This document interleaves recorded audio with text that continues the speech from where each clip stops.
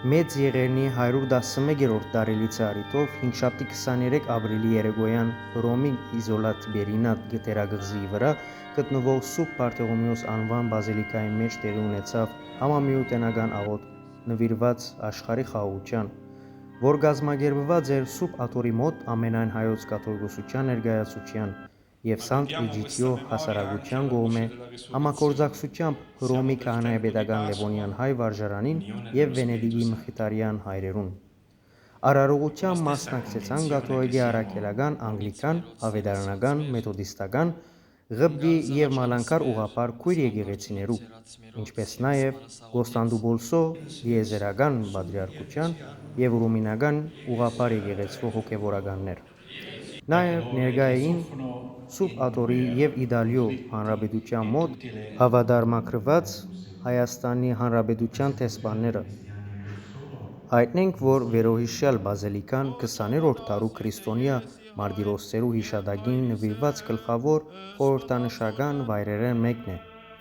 1999-ին 2001 թվականներու միջև հոն հյուրընկալվեցավ նոր մարտիրոսներ հանձնաժողովը, որ հիմնված էր Հովհաննես Պողոս II քահանայապետի կողմէ 20-րդ դարու հալածյալ քրիստոնյաներու մասին փաստաթուղթեր ու վկայություններ հավաքելու նպատակով։ Այս աշխատանքը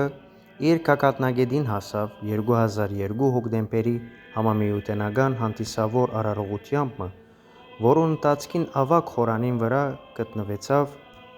ժամանակակից մարտիրոսներու նվիրված մեծ սրբապատկերմը կաթողիկե և ուղղափառ եկեղեցիներու բարձրաստիճան ներկայացուցիչներու ներկայութեամբ։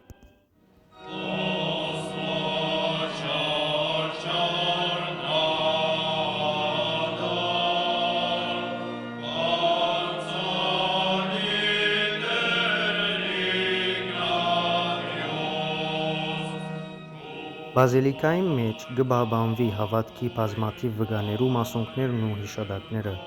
որոնց շարքին է նաև դերձորեն բերված Ոսկորի Բեգորմը և Հայոց Մեծ Եղեռնի նահատակ Մարտինի Եփրեմնի հայ կաթողիկեներու առաջնորդ Իգնատիոս arczepiskopos Մալոյանի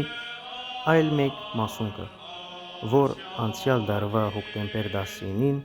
իր նահատակության համար սուրբ հռչակվեցավ Լևոն 14-րդ պապին կողմէ Սուրբ Պետրոս հրապարակի վրա կայացած հանդիսավոր արարողութեան ընթացքին։